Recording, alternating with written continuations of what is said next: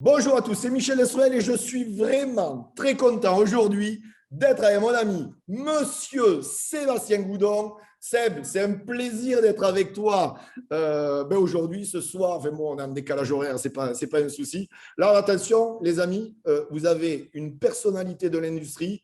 Vraiment, je compte sur vous aujourd'hui pour prendre un maximum de notes. Réécoutez cette vidéo plusieurs fois parce qu'il va vous apporter beaucoup de valeur ajoutée, je le sais. Tout d'abord, Seb, comment vas-tu? Écoute, Michel, bonsoir à toi. Merci déjà pour ton invitation. C'est Grand, juste grand plaisir, grand un plaisir. plaisir. Bah, écoute, moi, ça m'a fait aussi énormément plaisir. Je vais super bien. J'ai vraiment la patate. Et puis en plus, bon, voilà, passer un moment avec toi, c'est toujours intéressant. Ben, écoute, Donc, c'est super donc, cool.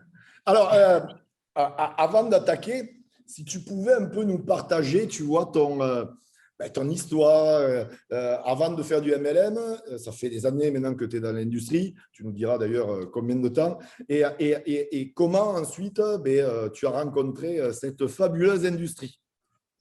bah, écoute, moi, c'est pas compliqué. Déjà, on va commencer par les études. Je suis pas quelqu'un qui a Allez. fait de grandes études.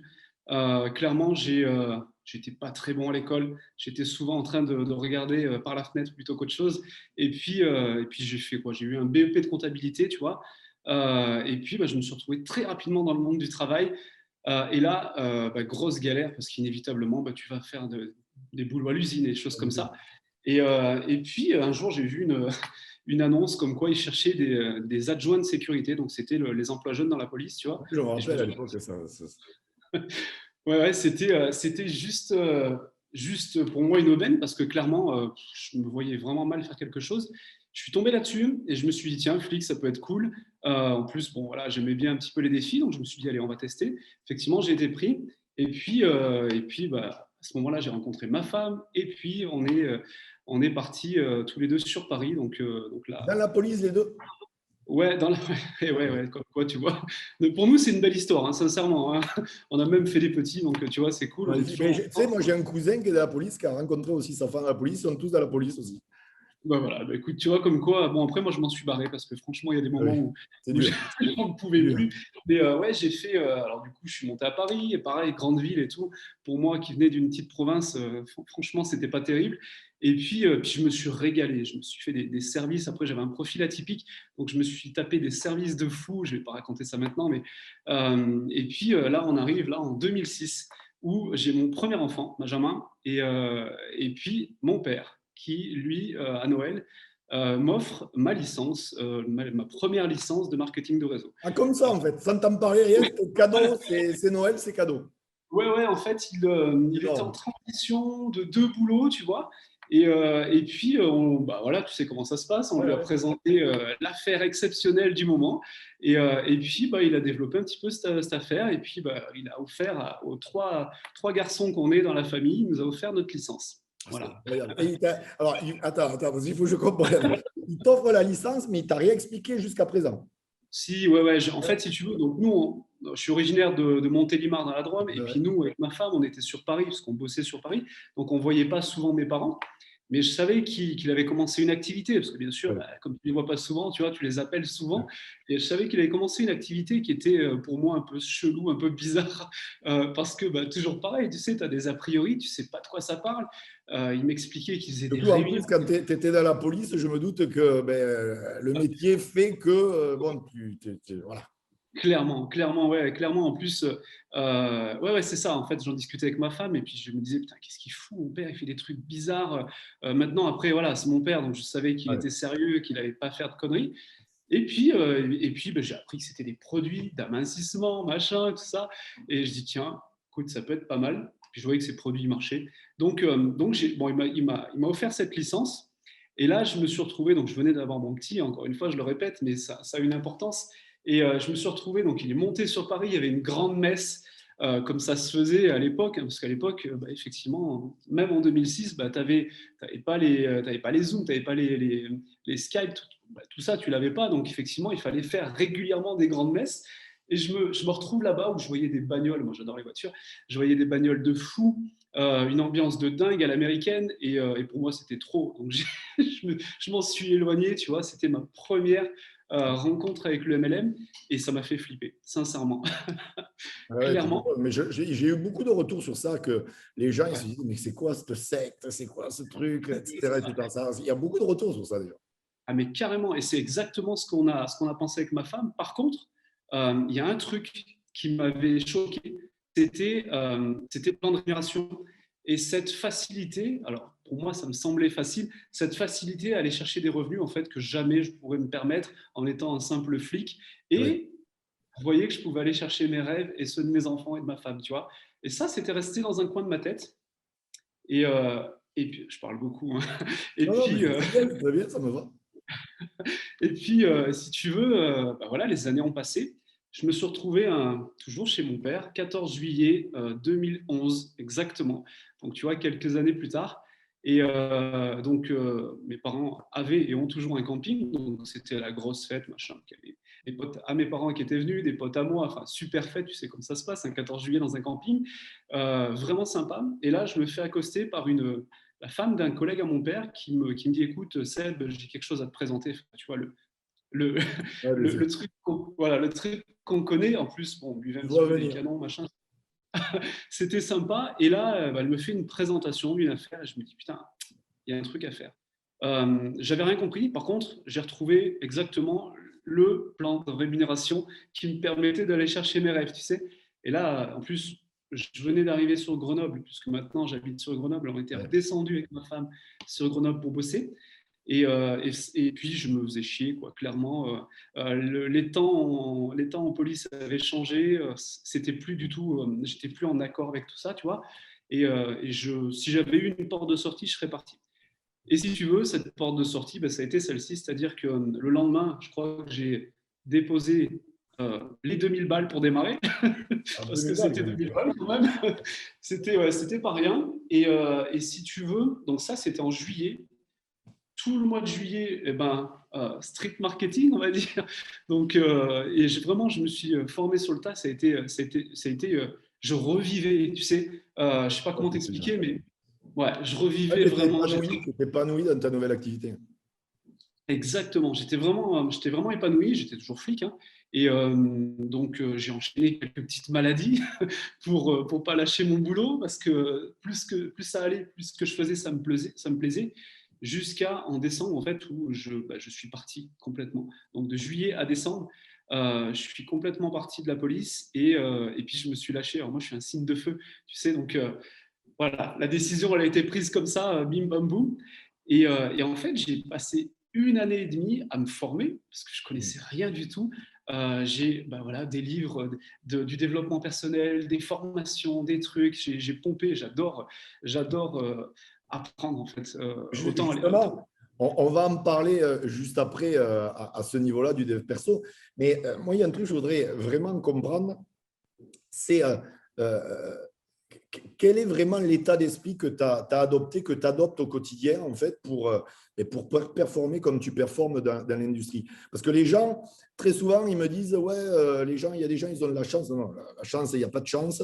Et je le sais très bien, et tu en fais partie d'ailleurs.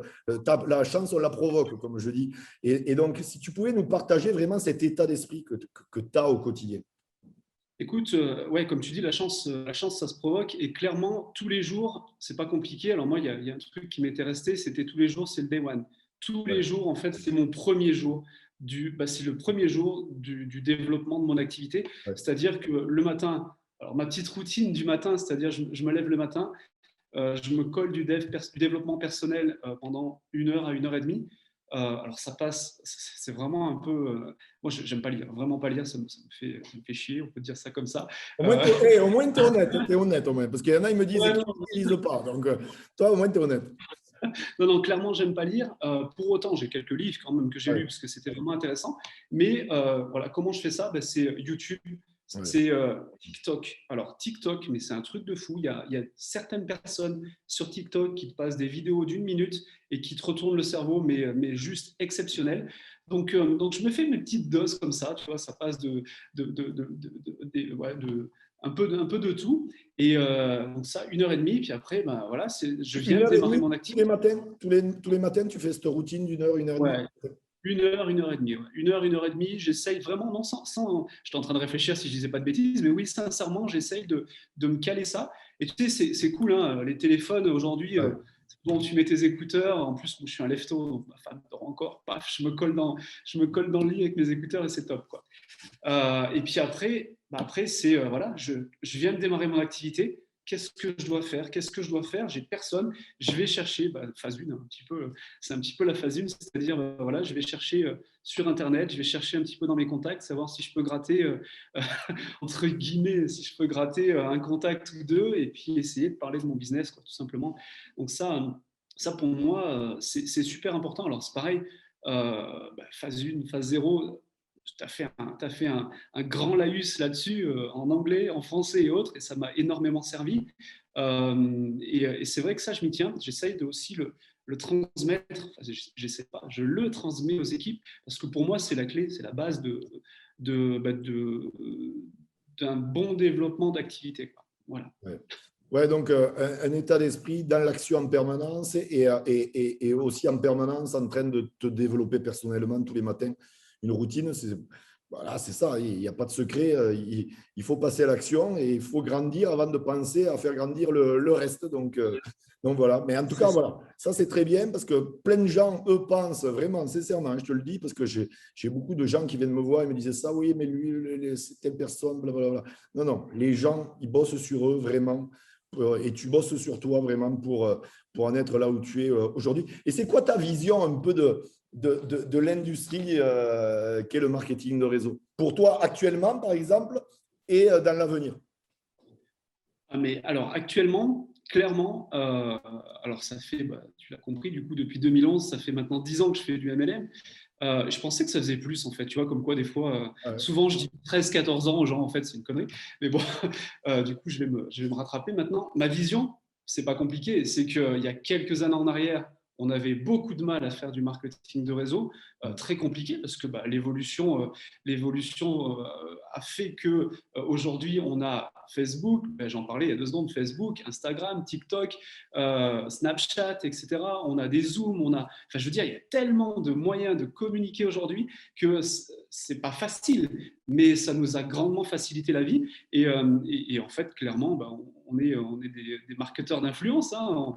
On influence par les réseaux sociaux, par tout ça, et c'est juste une adaptation qu'il faut faire en permanence.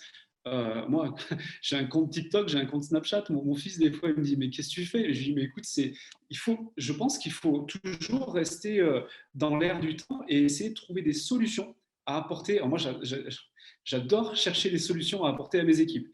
Souvent, on me dit, Seb, qu'est-ce qu'on peut faire de plus maintenant? Et en fait, je me dois, moi, avant qu'on me pose la question, d'avoir déjà la solution, tu vois.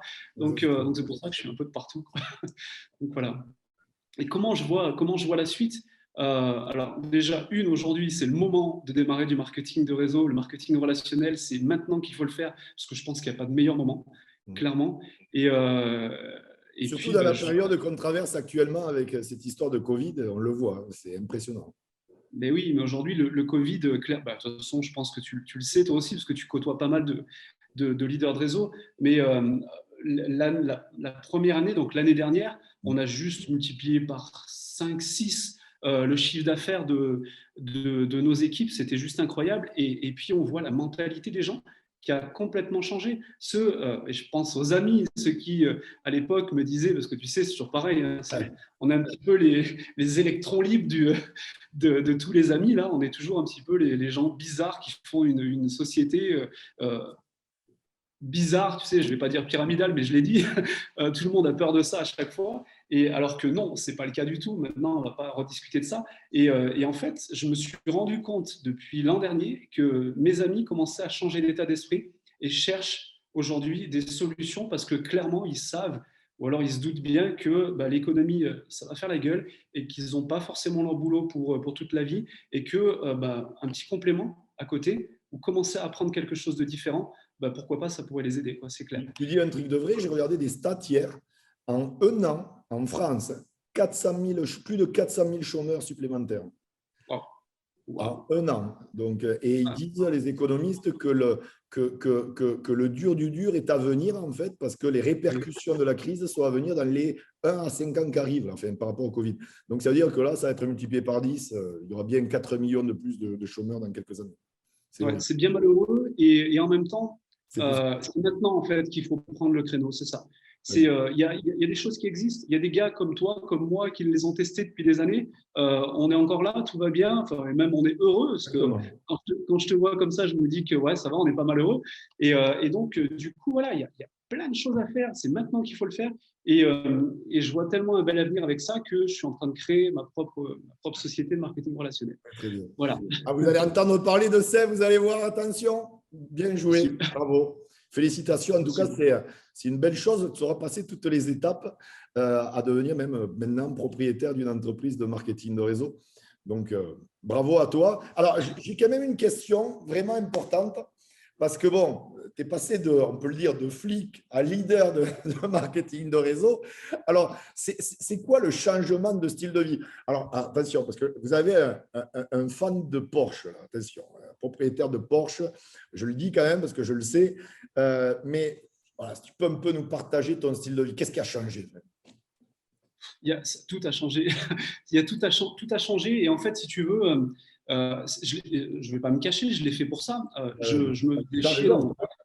Voilà, vraiment, je m'emmerdais dans mon taf. Voilà, je pense que j'avais fait le tour, Oui, vraiment le tour du taf. Et en fait, je voulais aller chercher mes rêves. Je voulais vraiment apporter quelque chose de différent à mes enfants que ce que l'on voit tout le temps bien sûr. partout. Et donc, ouais, j'ai fait du MLM à la base pour ça. J'ai pas honte de le dire. Et effectivement, oui, tout a changé parce qu'aujourd'hui, tu vois, mes gosses, bon, Benjamin a 15 ans, Lily a 12 ans, et mes gamins, en fait, ils prennent l'avion comme les autres vont jouer au vélo, tu vois. Et ça, rien que ça, déjà, tu vois, tous les, tous les, comment dire, tous les souvenirs, pardon, chercher mes mots, tous les souvenirs que Ça, ça je n'a pas leur ai de fait. Ah, mais pour moi, ça n'a pas de valeur. C'est juste énorme. C'est que j'imagine déjà plus tard mes gamins, quand ils auront 20, 30 ans, 40 ans, qu'ils auront des gosses, ils se diront putain, tu te rappelles avec papa, on avait fait ça avec maman, on avait fait ça, on était allé ici et là, et c'était un bonheur. Et puis en plus, bah oui, effectivement, comme tu le dis, après, il y a aussi un peu d'égoïsme. Donc j'adore les voitures de sport. J'en suis à ma troisième Porsche pour dire ce qu'il en est, 42 ans, et je suis très content de ça parce que bah, c'est quelque chose qui me plaît. Je fais plaisir à ma fille qui aime le cheval, je fais plaisir à mon fils qui lui est plus branché sport. On se fait plaisir avec ma femme avec des voyages. On vit dans une maison, bah, écoute, qu'on n'aurait jamais imaginé avoir en face des Alpes, là, juste là, et en étant flic tout simplement. Donc ma femme est toujours flic, elle s'est pas soignée encore, mais ça va Tu pas tarder. travailles, tu y travailles, on Ça sent va que pas ça va. tarder, ça va pas tarder. Bah, en tout cas, c'est impressionnant et vraiment, tu le mérites. Alors, avant de terminer cette entrevue, je voudrais vraiment, on va imaginer que les milliers de gens qui vont voir cette vidéo, et crois-moi, il y a des milliers de gens qui vont la voir, imaginons ils sont dans ton équipe.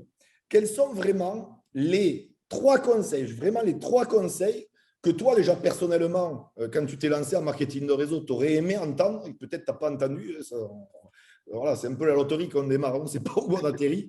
Mais Carrément. franchement, je le dis souvent, c'est un peu la loterie. Les gens, bon, voilà. Et, et vraiment, les 3 conseils que toi, tu aurais vraiment aimé entendre et que tu aimerais vraiment partager aujourd'hui. Alors, les 3 conseils, j'en ai plein des conseils, mais Le je vais en top 3, choisir. le top 3, le top 3. On va choisir 3. Le top 3.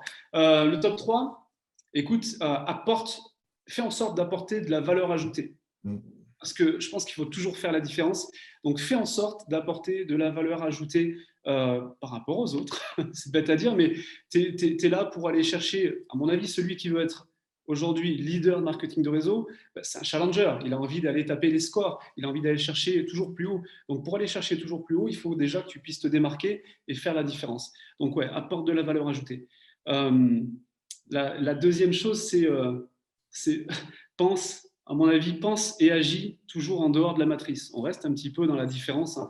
mais, euh, mais en fait, reste pas dans ce qui se fait de commun, parce qu'encore une fois, si tu penses et tu agis différemment, tu vas faire la différence. Et les gens suivent des gens, tu le sais, je ne vais pas te l'apprendre, et les gens vont aimer ce que tu fais, et tu vas attirer des gens qui sont comme toi, et donc tu vas faire de belles choses, ça c'est sûr, certain.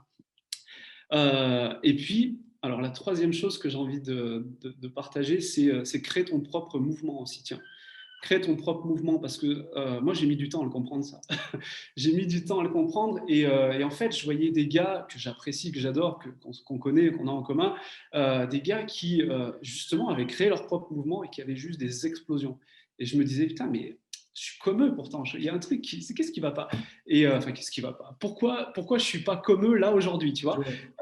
Et en fait, je me suis rendu compte que c'était ça qu'ils avaient en plus, c'est qu'ils avaient eux créé leur mouvement. C'est-à-dire que ben voilà, les gens, encore une fois, te suivent des gens, et toi, ben, si tu as un mouvement qui est intéressant, ben, tu vas inévitablement ramener des gens avec toi, et donc tu vas faire une explosion ensemble, et tu vas pouvoir partager à des milliers de personnes tout ce que tu peux partager, quoi. Ouais, mais c'est exactement, Voilà, c'est la preuve sociale. Les gens s'identifient. la preuve sociale, ouais, tout à fait. Ben écoute, c'est merveilleux. Donc, on a rajouté la valeur ajoutée, mettre de la valeur ajoutée. Le deuxième, c'était un peu être disruptif, un petit peu, c'est ça. Pas être dans la matrice, un peu, voilà, Ouais, tu sors de la matrice. sortir de la matrice, être dans la différence. Et le troisième, c'est créer sa communauté, créer son identité, son mouvement, son équipe, etc.